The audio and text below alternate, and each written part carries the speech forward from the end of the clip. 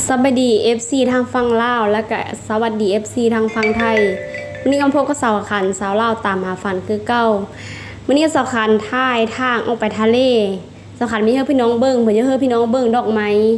ดอกเหลืองๆแล้วมันแหนแต่ต้นงามๆจะตามแก้มทางค่ะนี่สาวขันเยอะถ่ายพี่น้องในเบิ้งน้องกันนะอันนี้เราได้เต็กงามมันเนี่ยฟังของสองพระทางนะจะมีแต่ดอกไม้เหลืองๆนี่ให้ได้ค่อยสะอ่อนแห้งนะเขาก็จะถ่าย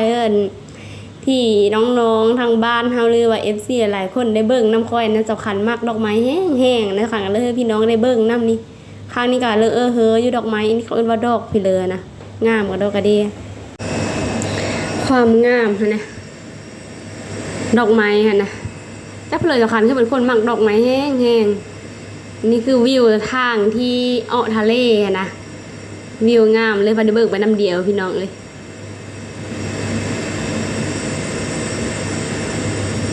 คลิปนี้ก็จบซ้ำนี้แหละนี่ตอนนี้งามวันนี้ดอกไม้นะขณะหัวใจสำคัญเต้นตึบตับมันงามแบบสะอ่อนนะเห็นดอกไม้แล้วจบซ้ำนี้คลิปนี้ก็ได้